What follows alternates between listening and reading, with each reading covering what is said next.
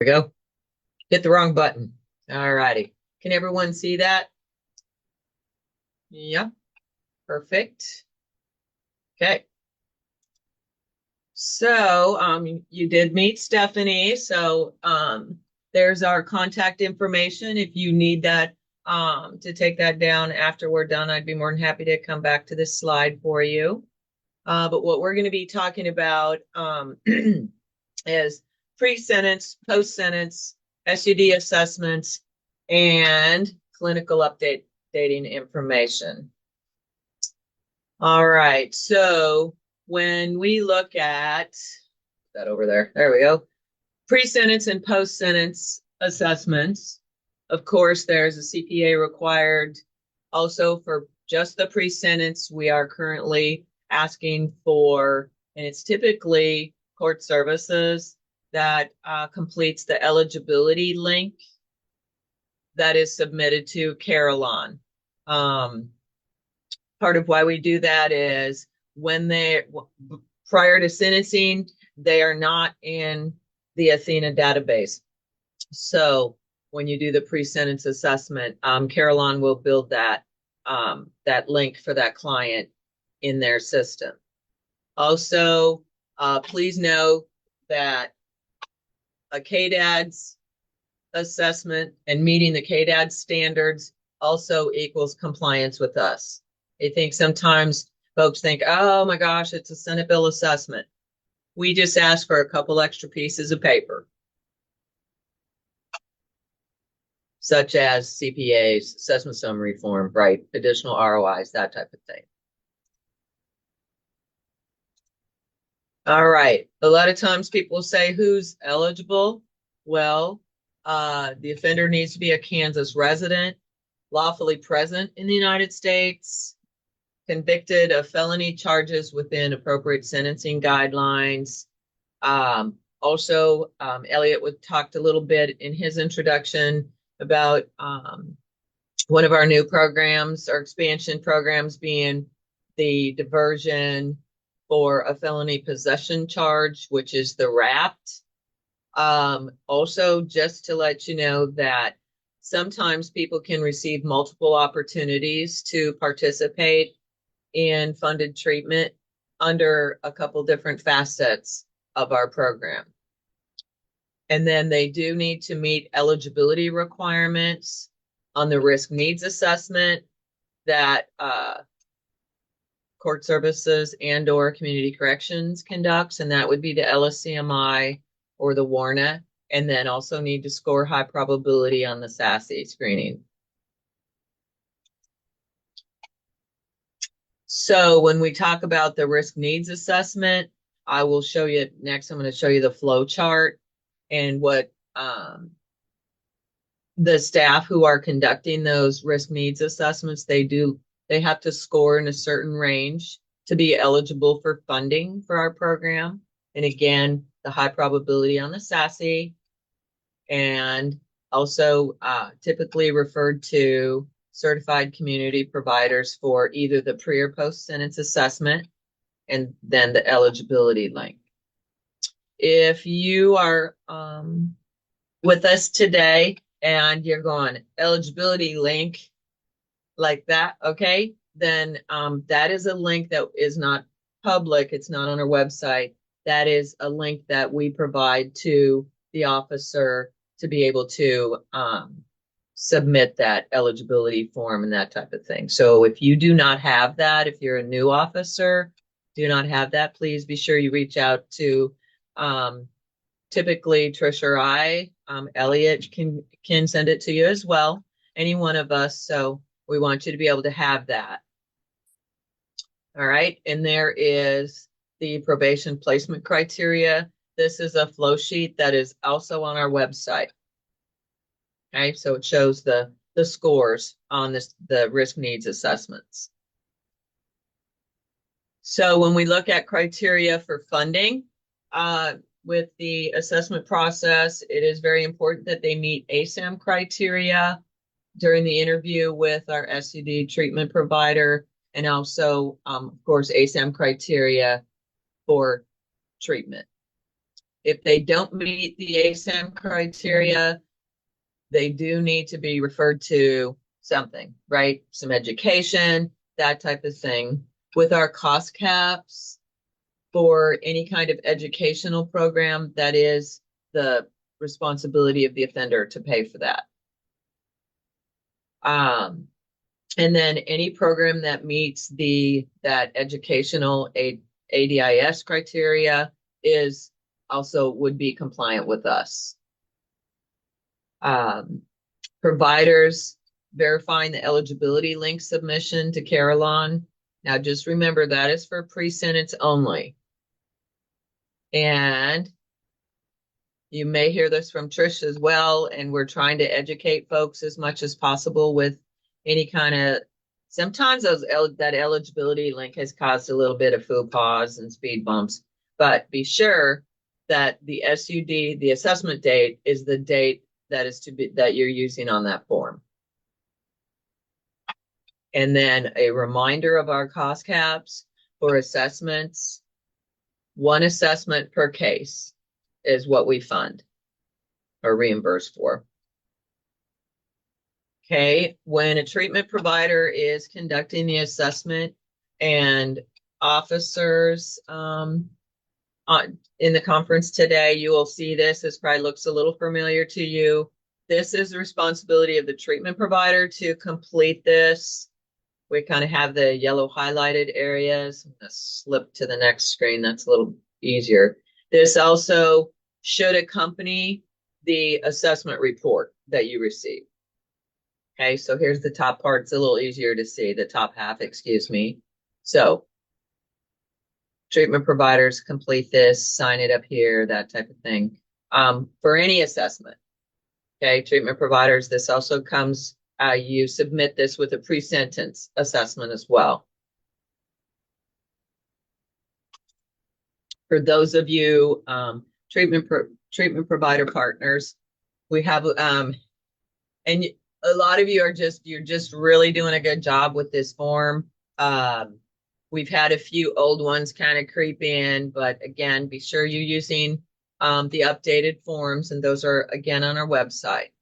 What we want to always be looking at, that we do an initial recommendation. So that would be your first and initial treatment modality recommendation based on your assessment, interview, and screening instruments and that type of thing.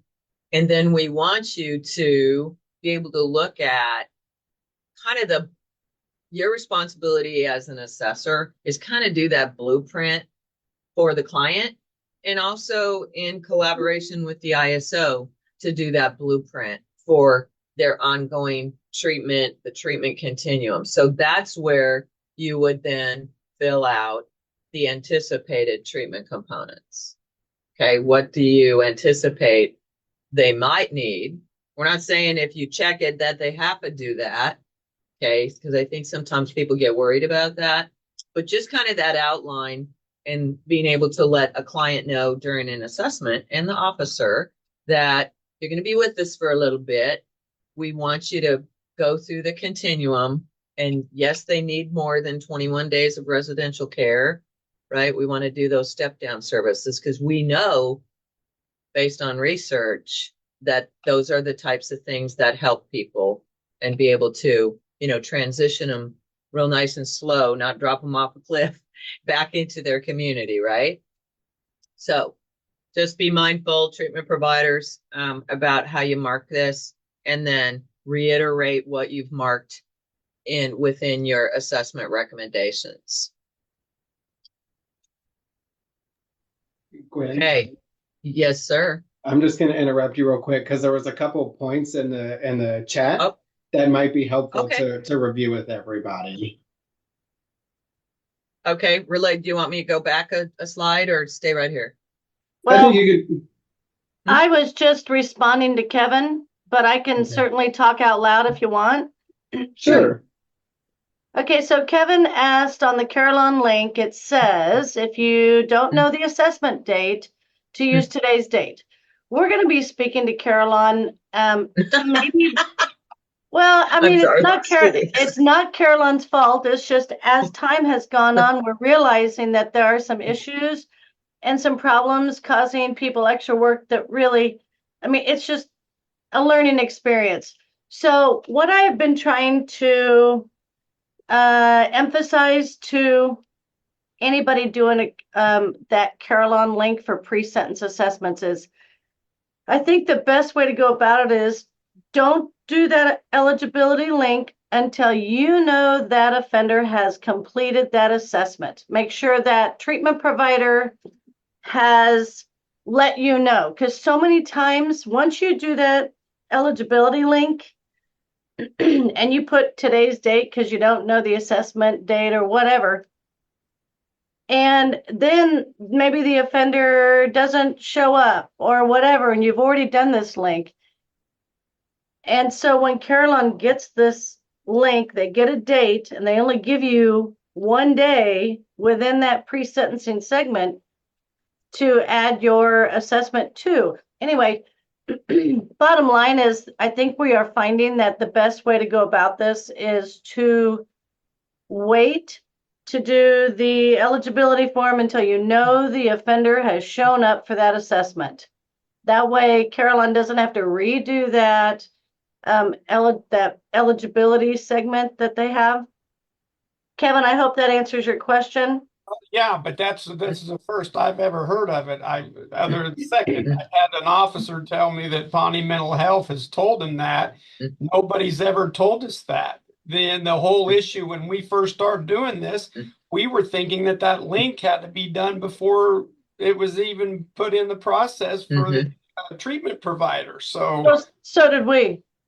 Okay, so then you're telling me what you just said, you got to wait until they go. So you're going to be sitting on that because you have no shows and failures to do that. And so until they actually sit down and get the eval, you don't want us doing the link. I think it's more beneficial if you wait to do the link. You can go ahead and do the CPA, but I think the link, because if you put in that link, Carolyn's going to put that date. Well, then, if the assessment is prolonged and, maybe the offender actually absconds and never shows, Carolyn's going, well, so when the assessment's put in, maybe the provider can't even find that segment because the date is different. So then they have to redo it. And so we're learning as we are going that maybe this is the best way to do this. And like I said, we didn't know at the time either. So that was a very good question. I'm glad you brought it up, Kevin. Yeah. Thank you, Kevin. I have one more quick one since you mentioned the CPA. Oh, no. Hey, Kevin, can you hang on to your question about the CPA real quick, if you don't mind? Because I see we have Beth Bernasic from Carolyn here, and she raised her hand. So I'm thinking she might have some input about the eligibility form, and then we'll get to your question about the CPA, okay? Okay.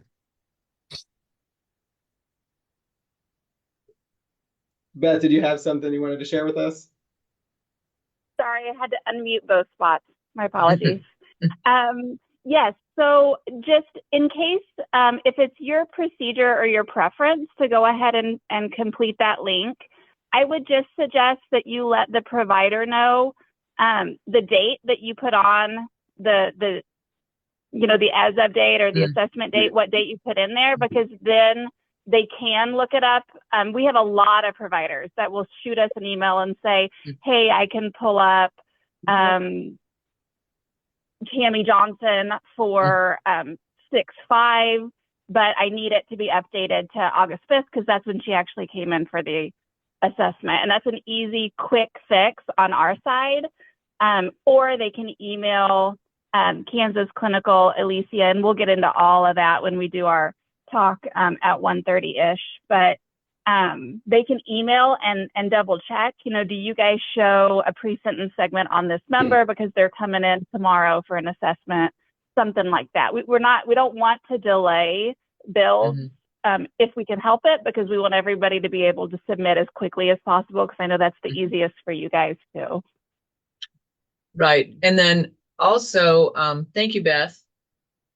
Just for treatment providers, I know that sometimes some of this gets a little bumpy, but I just want to let all of you know that our purpose and intent of auditing the pre-sentencing and allowing, having everyone, the pre-sentencing reimbursement and the pre-sentencing paperwork process and all that type of thing.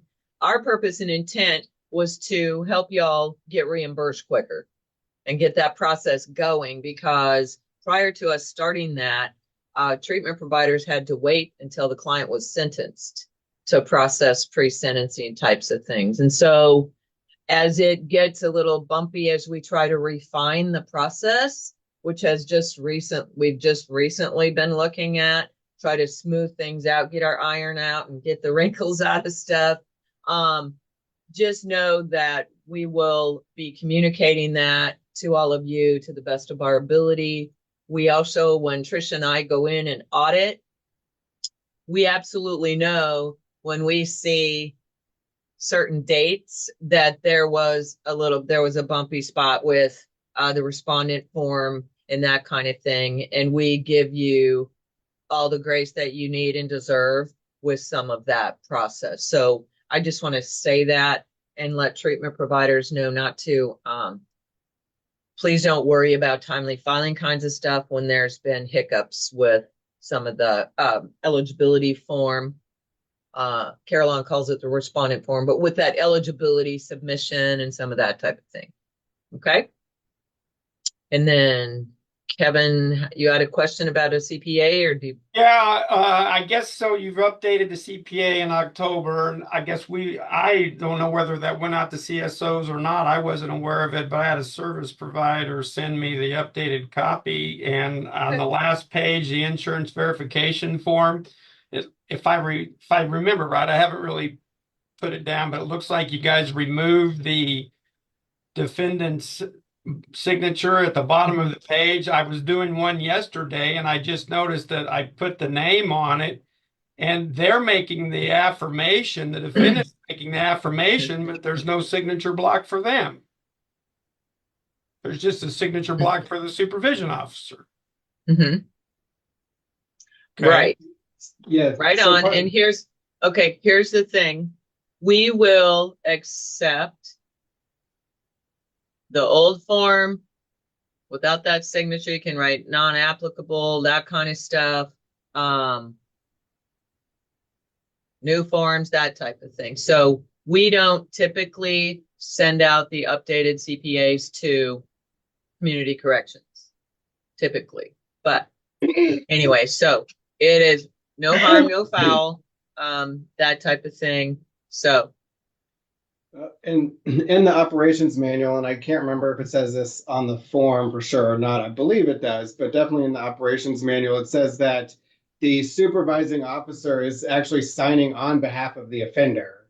So that's always been in the policy that when the supervision officer signs that, they are signing on behalf of the offender. So we kind of did a review and determined that there really wasn't a need to have the offender sign it. And in fact, it was creating a lot of delays and kind of difficulties both for officers and for providers. So that's why we removed it, but that's a really good question.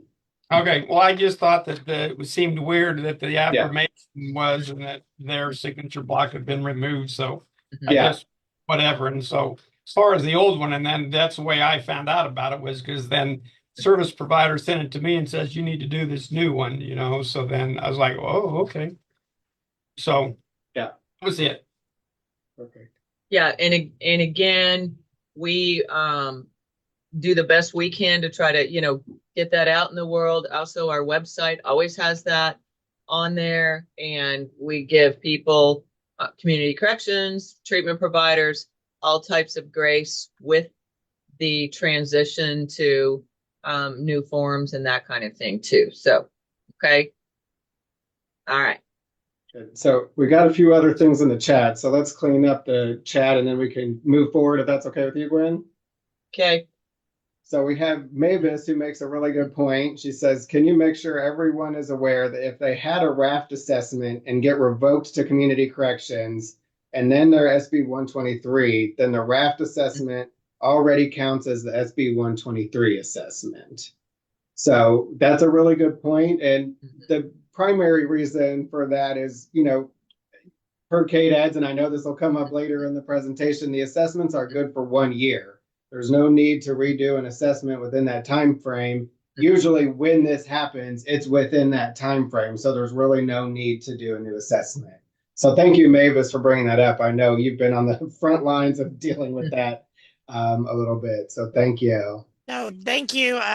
Because our biggest thing was we had to look, because like most of our RAP are diversion.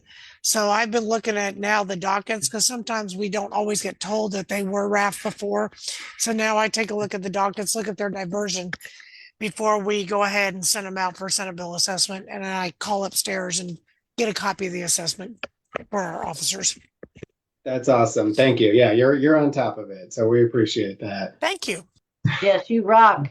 Good. And then Jessica Clatterbuck has a question along the same line. So she says, so if they're RAFed, but then revoked to community corrections, would the treatment start date, beginning of SB 123 time, be the first day of treatment under RAFed or the first day of treatment after sentence to community corrections?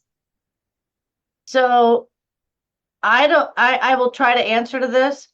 To me, if they're RAFed, then they get to revoked, and now they're SB 123.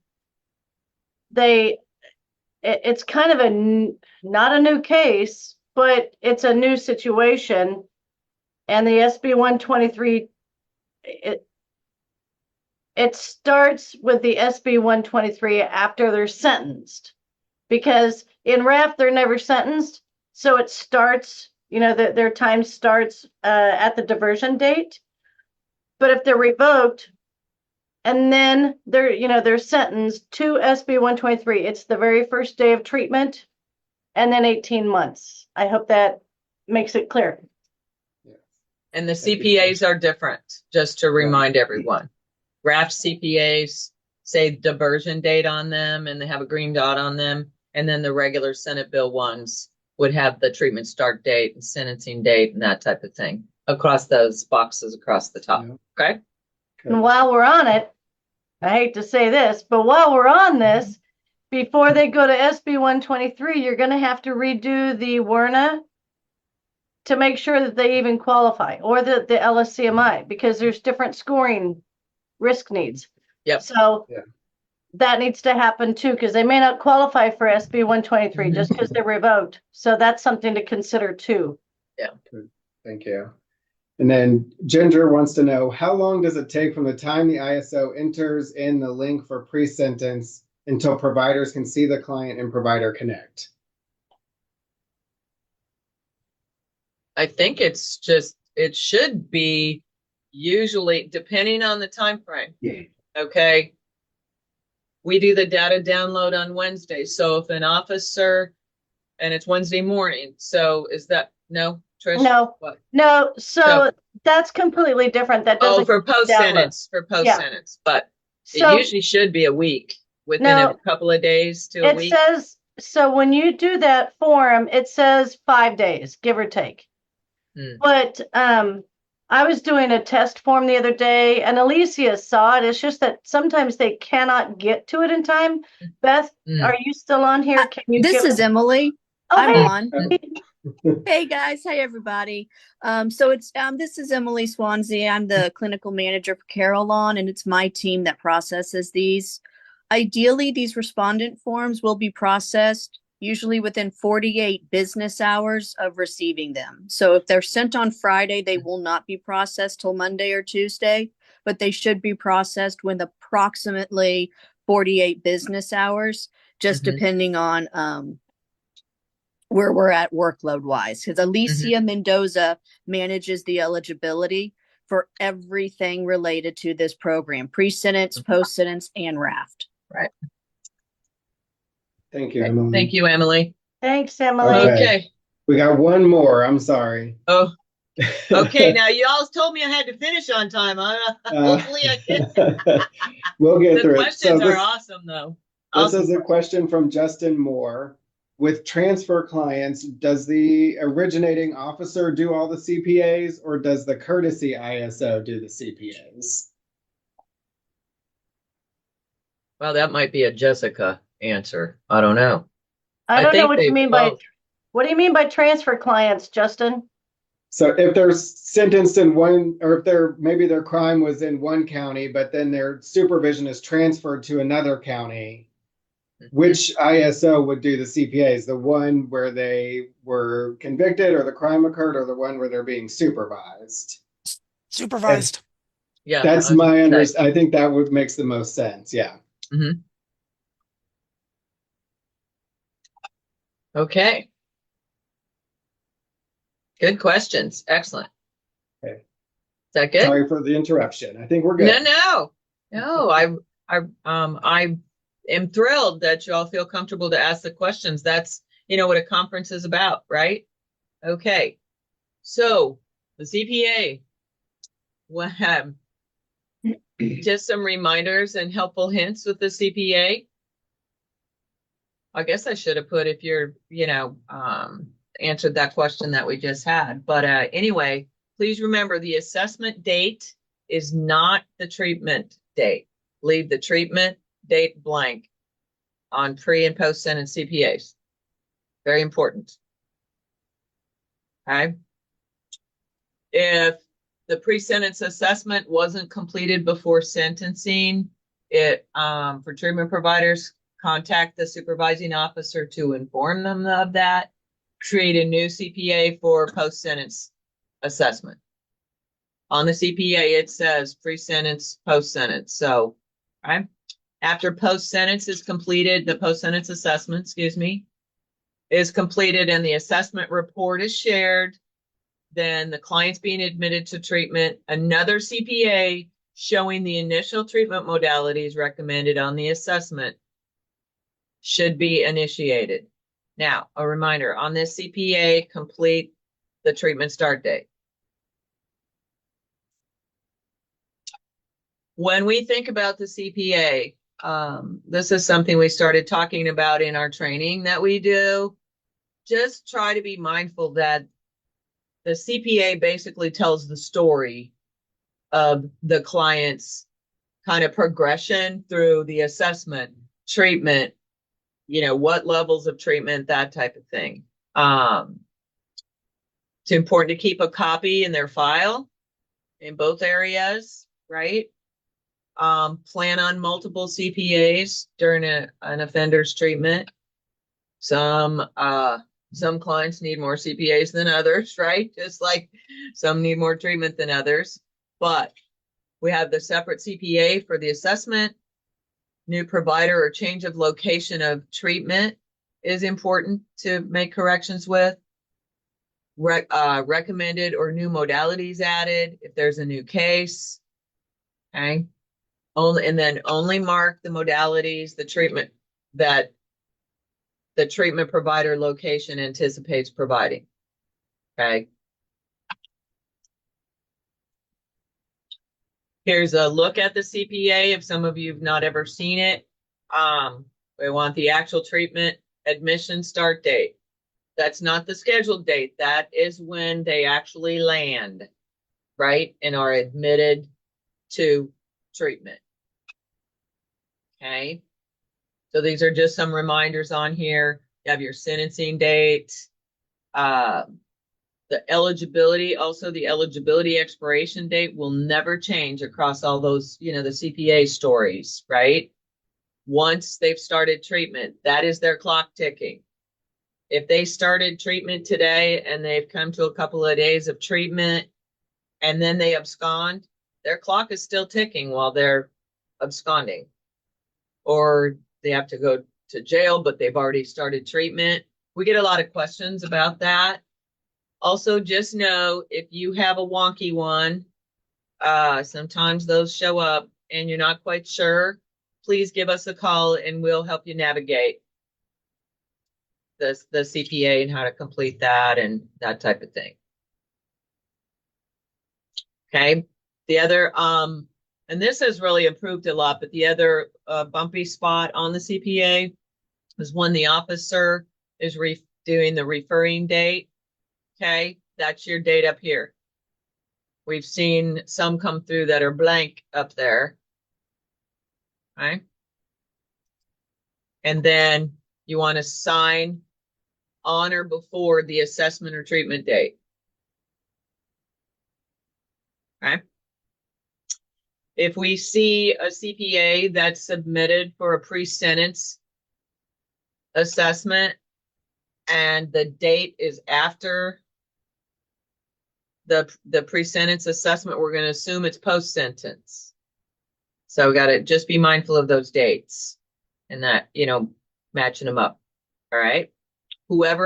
Anyone can initiate the CPA treatment, just collaborate with each other. Who's going to initiate the CPA. Then the page 3 of the CPA, that's the one Kevin was talking about earlier. We removed the offender's signature. We already kind of talked about that, but this is important to ask. Treatment providers, if you receive this blank from an officer, we have been allowing you to sign it, verify it, sign it. A lot of times the client/offender doesn't even know if they have insurance or not, right? So treatment providers have talked to us about that. They're verifying anyhow.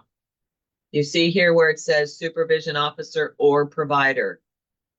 If they've got insurance, that needs to be up here because we are the payer of last resort. Okay. If they don't, then you check this box here, sign stuff down here.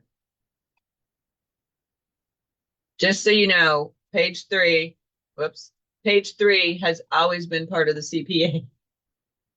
Okay, because we've had some providers say, when did that page 3 come along? Well, it's always been part of the CPA. So, and those are things that we're just trying to be mindful of as well, because of the fact that we are payer of last resort. All right, so this is also just some reminders for you, treatment provider expectations with assessments. Please, please, please be following KDAD's assessment standards. Remember that equals compliance with us as well. Be sure the client's meeting ASAM criteria for treatment and the various levels of care recommendations for treatment. Complete all the needed forms, the CPA, the assessment summary form, SASE scoring page. Be sure you are collaborating with the ISO. It's very important to collaborate, treatment providers to collaborate with the ISO and CSO and have that back and forth communication. Did they show up for their assessment? Have they shown up for their treatment admission date? How are they doing in treatment? All that type of thing. So also with the recommendations, provide the report and all the associated documents you need throughout the treatment process. And then just another reminders, 1 Senate Bill 123 assessment per Senate Bill case. I can't say enough about the importance of that collaboration. Folks are busy. Just kind of figure out your way of how that works best for you. Some folks do the encrypted email stuff. Some prefer to call. Just figure out a way that works best in that collaboration process. Also, you want to be providing that initial assessment report and the documents. Also, having adequate ROIs is important. Follow the initial treatment recommendations from the initial pre or post-sentence report. Okay, so this is also for officers. We wanted to put this on here too, just kind of when you're making a referral, some officers prefer to be the ones to make that referral for treatment after sentencing or that type of thing. So that's what this is kind of speaking to here, some of these bullet points. Always collaborate with the officer. Again, I just mentioned that about when they've arrived. Conduct clinical updates when there's level of care changes. And also be sure, treatment providers, that you are communicating those level transfers or recommendations with officers. This has been kind of an ongoing little tricky wicket. So I wanted for us to talk about when is a clinical update needed. This is not necessary, regardless of the time that's passed. For your post-sentence assessments and recommendations are valid for the case. And Elliot mentioned this earlier, and I'm sure Stephanie will review it again, that per KDAD's licensing, an assessment is valid for a year. And then there's certain updates that you can do. There is absolutely no need to redo assessments and that type of thing. And I know she's going to talk some about the KDAD standards with those updates. But we want to follow the treatment recommendations. We've had some situations where someone decides, could be a judge, sometimes it's a judge, honestly, that this person needs to go to residential treatment. It is important for all of our partners to understand that all of our treatment providers have KDAD's licenses, and that client needs to meet criteria to be admitted to that level of care. It's not helpful if they don't meet the criteria for that level of care. Most of the time it happens with residential treatment, but we also don't want someone in an outpatient group or outpatient treatment that really should be in residential treatment either, right? Because they can cause disruption, and we want them to be successful and placed in the correct level of care. So when we talk about residential level of care treatment reminders, a CPA for that modality is needed. Placement in that level of care, because we're seeing all kinds of wonky stuff. That was the other thing we did with making some adjustments to the CPA. Initial recommendation or initial approval with our program for residential care is 21 days. If you feel like they need to stay longer, then you submit clinical stay reviews to Carillon requesting 7-day increments. Okay. But also we want to be sure that the CPA for the residential modalities is marked that needs to be, as a treatment provider, submitted to Carillon. They'll be looking for that, asking for that. If they're in outpatient services and they need a level increase, then you as an outpatient treatment provider are responsible for that clinical update and the referral and communicating that with the officer and all of that. All right. And, talk with the officer. Would you like for me to make that recommendation or, make the referral to care, get a bed date, that kind of thing? Some officers prefer to do it, but just collaborate who's going to be conducting that and doing that. The last thing we want is the client stuck in the middle of all that confusion, right? Or not knowing. And we certainly don't want to assign a client to do it. Okay. We've heard of some of that happening. Yeah. That's probably not good. All right. So some of the circumstances of confusion regarding clinical update requests could be, or these are some things. If a client, these are just some of I think the confusing thing that happens that lead to requests, basically, is what I meant to say. So if a client's been waiting an extended period of time before sentencing, okay, but the pre-sentence assessment's been done, so no need. The offender has absconded after initial treatment admission or before sentencing. Offender has relapsed. Offender's not being compliant. Maybe there's some additional high-risk behaviors that someone's been informed about or has been reported, revealed, that type of thing. Or there's a second case pending. So what we decided would be best, because there's all kinds of gray area with these kinds of things, and there's no just exact way to navigate through some of that confusion sometimes. So we would like to have you be sure you consult with the treatment provider or us on a case-by-case basis, as you know, a lot of times the circumstances, timing, all that type of thing matters with how it's handled and how it's problem solved. Sometimes we have to ask our staff attorney to assist in some certain cases and certain situations. Okay. Again, the updating requests, these are just some helpful hints. There's no need to re-administer that SASE screening that's already been done. For your post-sentence assessments and recommendations, again, valid for one case. We already mentioned the KDAD's licensing requirement. Follow the initial treatment recommendations, residential level of care. That clinical update might be required by an approved provider location. Okay, just work together to get some of this kind of stuff done. You don't have to redo everything. Okay. And I just want everyone to always remember, let's do what's right by the client. You know, who wants to do that SASE screening again, right? They're already, sometimes some of them are already very annoyed and grumpy about being in treatment anyhow, or going to treatment. So, okay, so I just want everyone to be mindful of that when there's no need.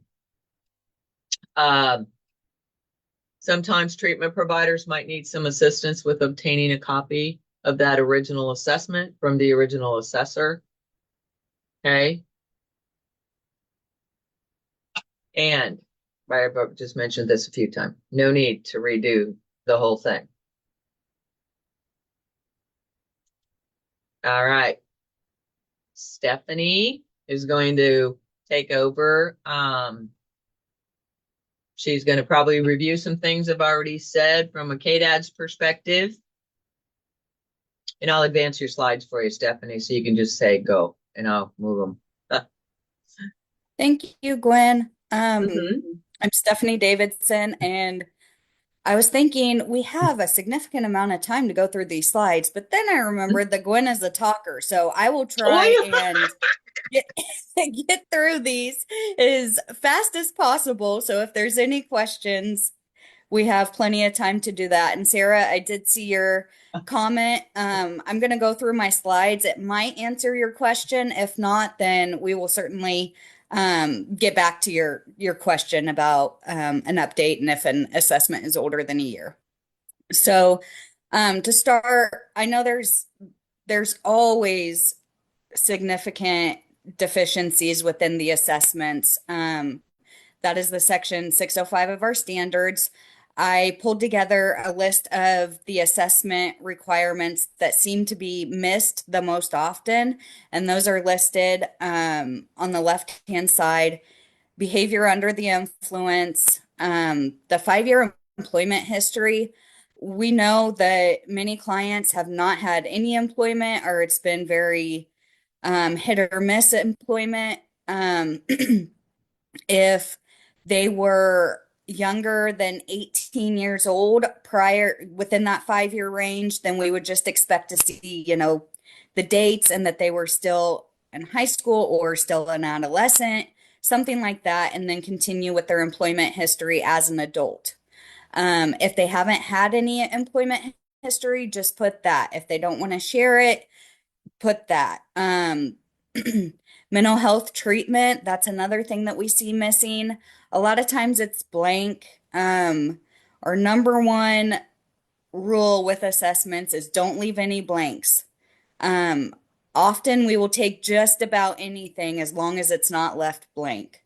And I'll get to that a little more here in just a second. The date and time of last use is very hard for people to remember. They're not going to remember that on Saturday, 3 p.m. they used, things like that. So if they remember it was over the weekend in the evening, or is specific as the client will provide, or if they don't remember, then we want to see that client doesn't remember.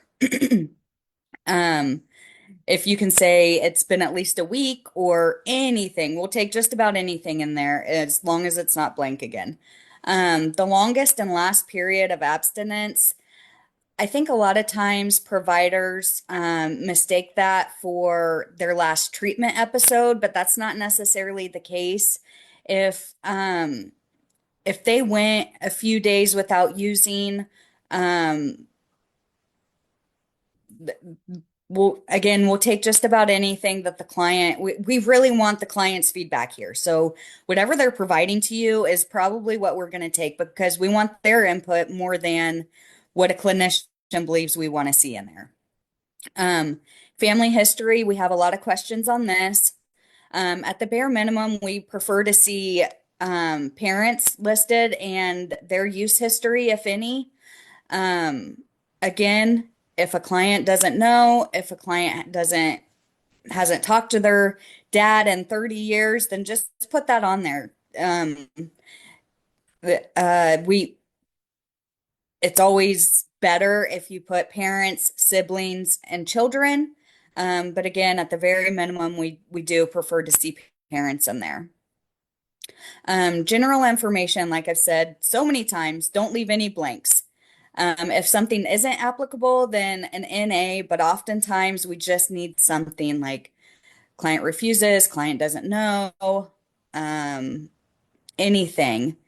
And then again, how long is an assessment good for? 1 year, but it should be updated. So if the client has been engaged in the same treatment, like if they've been an outpatient for 2 years, we're not going to expect to see a new assessment. But if they go to a new provider, then we want to see, and it's within a year, then we want to see an update. When doing an update, we want an update on the use history, their legal history, health history, and current income. There's several ways that we will accept an update. Some people print off the original assessment and just handwrite it on there next to those different fields. Sometimes they will put it in a clinical note, and some providers have a specific assessment update form. Whatever you use is perfectly fine, as long as when we come out and audit, if we say, hey, this required an update, where is it? That the clinicians are able to tell us where that update is and that it's consistent. There was something else I was going to share about updates.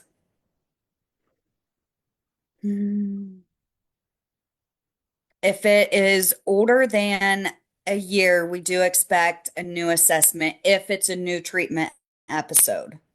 So that's kind of the key. If they're going from one provider to another and the assessment is more than a year old, then we do expect a completely new assessment. Okay, Gwen, next.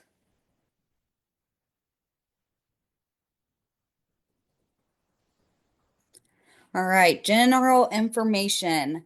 I'm getting a lot of questions about WellSky. I don't know how many providers are using that. It was the previous casers. I really just want to touch generally on this. WellSky is a separate requirement within KDADS than licensing. So your contact for WellSky questions is Lindy Fike at KDADS. So I apologize if it's frustrating. You get questions and I don't have an answer. That's because those requirements are within a different department. And we have identified that the WellSky assessment does not meet the KDAD standards. We are working with the other department within KDADS to see if we can alter the WellSky assessment so that it does meet all of the 605 standard requirements, but that has not been done yet. For annual fire inspections, we do get a lot of deficiencies on this. Annual is every 365 days. It's not within anytime within 2024 or anytime within December. It has to be within 365 days. There are changes to the 42 CFR, specifically Part 2 requirements. KDADS is not, we're not experts in 42 CFR. When we get questions for releases and different things like that, a lot of times you're going to get an answer from me saying you need to consult with your own legal counsel. This is because if there's ever a breach of confidentiality, then I likely won't be the one investigating that. So we really do recommend you seek your own legal counsel so that you're protected on your end. I think it's been a couple years ago now that the BSRB came out with the allowance for non-addiction counselor licenses to practice addictions. KDADS is honoring that. The requirement that the BSRB has outlined is that these other license types have training specific to addictions. The BSRB does not outline how many hours or in what capacity this training is completed. So when we come out and audit, if we're looking at a file for or a personnel file for a social worker, we're going to ask where their addiction training is. So make sure that's in their file. The training can be within the agency, but that individual cannot practice counseling until the training is complete. What else? License expiration dates. We try very, very hard to keep track of expiration dates and send notification to you all and plenty of time before your license expires. But I do want to make sure everyone knows that the ultimate responsibility is on the provider. If your license is coming up for renewal and expiration and you haven't heard from someone from my staff, make sure you're reaching out to them. If there's a lapse in licensure, that can create a huge issue legally. So make sure you are keeping track of expiration dates because again, there is room for error on our end and we don't always catch every single expiration date.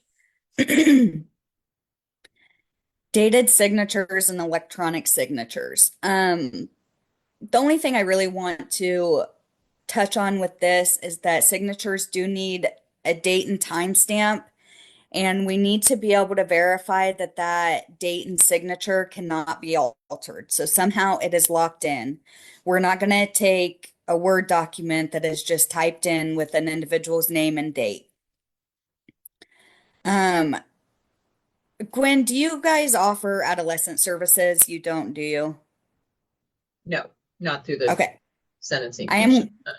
am going to skip that because that's a whole nother animal and it doesn't sound like it'll be relevant here. Program changes. If you have any changes within your program, whether it's a director or an email change or an address change, please try and get those to us within 30 days of the change.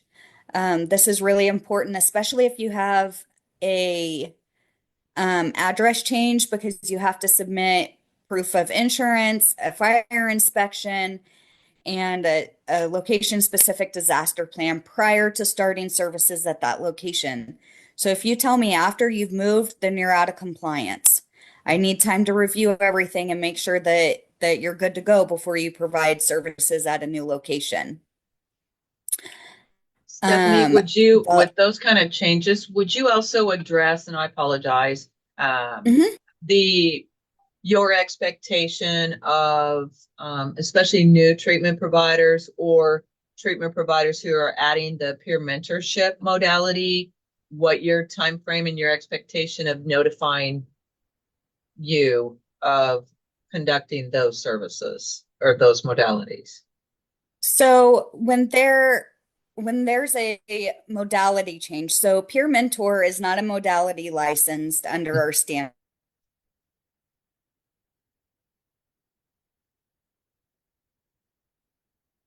Oops.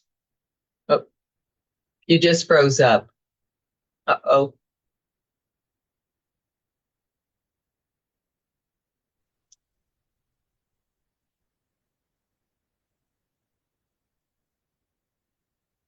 Well, Stephanie might be the elected one today to have electronic speed bumps.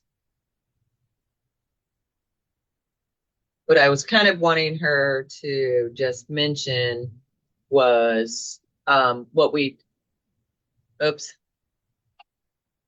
talked about when we met with them, because we do regular collaboration with them, and that is for treatment providers, just to be sure to let Stephanie know that you are providing those services, that type of thing. I think here she comes.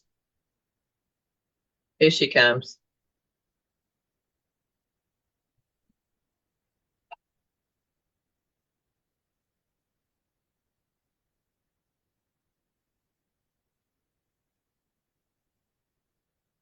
Live again. There you go. I was just, yeah, not that they get that approval, the modality approval, but when we talked, I was just telling them, I said, well, here she comes again. I said, just that process that we talked about in our meeting, where they need to just let you know that they are indeed providing those services, that process and time frame. That was what I was asking about for you to share. Yeah. I'm not sure that I'm understanding, but typically, I mean, you just need to get the approval from Charlie prior to providing those services and let us know before you start providing them. And is there any time frame in which you expect that, or? No, Charlie Okay. usually lets me know, like I'm included in the email that he sends to the provider. But when it comes to like the sentencing commission, I always tell providers, make sure that email that Charlie sends, that you're forwarding that to you all so that you have that approval as well. Okay, thanks. Yeah, that was just, I didn't know, because we do, treatment providers, is once you're approved with us, then I just give you a quick reminder that, hey, be sure that KDADS is aware that you are, doing this. And not that they aren't, because you have the approval letter, but okay, perfect. Just to be clear, Right. if I can Yeah. just step in for a moment. Sometimes it gets a little bit confusing, crossing wires. So I just want to be to know for sure. So this is excluding evaluators and assessors, correct? Who are just working remotely or going to where the client is, correct? This is in what specifically? So if I'm not providing treatment to the clients, I'm only doing the evaluation or the assessing. I'm not needing someone to come in and check for the annual fire inspection and all Nope. of that jazz, correct? No, so the individual DUI providers that don't have a licensed program, the requirement for that is that the clinician be licensed clinically and that your assessment meets the 605 standard requirements. So yes, that's correct. It is separate from licensing if you're Okay. doing evaluations only. Okay, thank you. Yep. And you do have to renew that your individual DUI assessment application with KDADS at the renewal of your clinical licensure. So whenever your Okay. BSRB license expires, that's when we'll expect you to submit another application with KDADS so that we Okay. can I was renew thinking it. it was every 4 years. It's however long your BSRB license is valid for. Okay, and that's every 3 years, but I thought the KDAD said every 4 years, but I'll check that out. And if it's 3 years, that's fine. It actually So sorry. worked perfect for that. Okay. Thank you. Welcome. Okay, the last thing I have is regarding long-term and short-term goals. We get a lot of questions and of people not knowing what's considered long-term or short-term.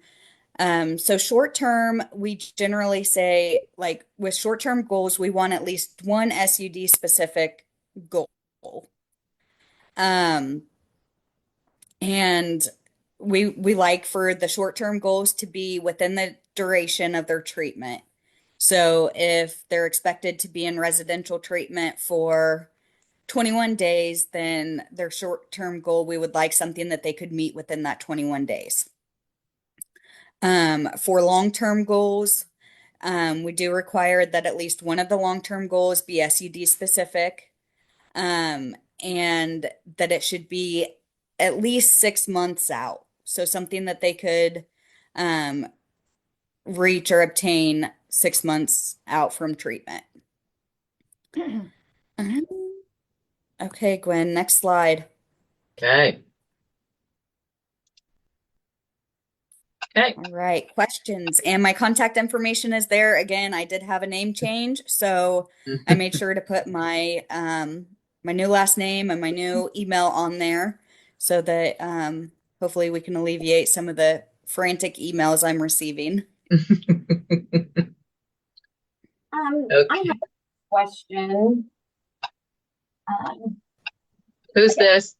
This is Sarah Barr. I'm from Mir. I have a question. And this is probably more for Gwen. On the assessment summary form, when it asks if a mental health evaluation was done, I have some clinicians that will say yes and some that will say no. And I think it's a confusion of inquiring about mental health history is not, in my opinion, a mental health evaluation. So the answer should be no if we're just asking questions about mental health history. Is that correct? Okay, so the that section in the KDAD standards where you're asking about some of that during the verbal interview. Okay, yes. On the assessment summary form, we do have some providers that conduct, per their licensing scope, additional, right, mental health screenings and some of that type of thing. That's right. moreover but what if it that's was just asking. an inquiry about history, the answer would be no. Right. Typically, okay. But that's the clinician's call on right. What they, how they mark those boxes. We just want the boxes checked. Also, that is a good quality clinical assessment. Okay, if you're asking about mental health stuff, if you're looking at that, all that type of thing, and we are absolutely not saying please don't look at that, but if you recommend the client needs to maybe go and go get connected with their medical doctor, get a mental health evaluation, follow through with this or that, and it is mental health services, of course, we don't currently fund. It's important to at least make a note of that in the assessment report and also communicate that with the client, because we don't want them to assume, them or the judge or their ISO, to assume that those services will be funded by us, and then get a surprise and find out that they're not. So just kind of wrap that up as far as that. This our recommendations with the mental health. Stephanie may have something to add to that as well.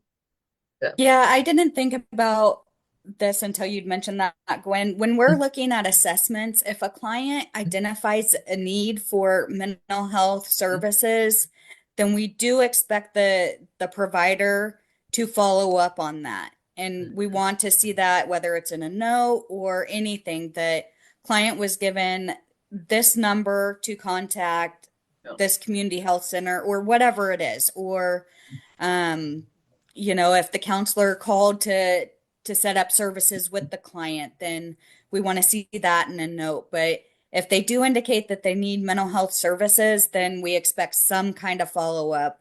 And when the standards say referral, we're not expecting a date, time, address, all of that, but we do expect to see that a clinician or somebody followed up on that. And even if, talked about mental health services with client and client is now refusing that referral, then we want to see that so we know not to look for any other mental health services. Yep. Good point. Yeah. Okay. Hey, Gwen. Yes. Hi, Denise. Hello, Gwen. How are you? Good. So I've also been,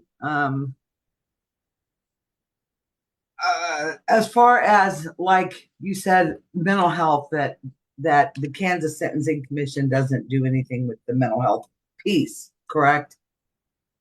As far as payment goes, it's Right, not in the reimbursement, CPA, okay. it's nowhere like that.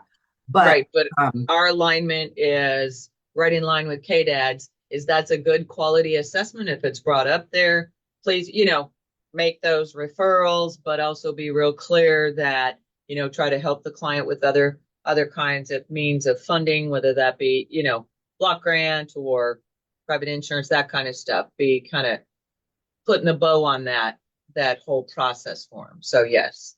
And Senate bill does not also is not Matt's services friendly, correct? Well, I don't know if you'd put the word friendly on there. Come on now. You don't Denise. cover any Matt services. Not currently. Okay. So and yeah, not currently. We are aware of the need, and those are some kinds of things that just know that the three of us don't unilaterally we don't just decide. I mean, it has to do with funding, it has to do with Correct. all of that type of thing, and we have asked our providers, we are open to hearing about that, and we absolutely know the need. And so those are some kinds of things moving forward that we are looking at for the clients that we serve, that you all serve, from our funding stream. So. And what about medications? If they're Pardon? related to mental health? Not currently. Thank you. I just wanted to check in with Sarah Cram. She had a question in the chat, and I think that we probably answered it during the presentation, but I just wanted to check in with Sarah if you could let us know either in the chat or if you want to speak up if we got that answered for you. Yes, you guys did get that answered for me. Thank you. Perfect. Just Thank wanted you, to make Sarah. sure. You rock, Sarah. Good. All right. Okay, are there I see there's one in there. Is that another question? No? Nope, we're good.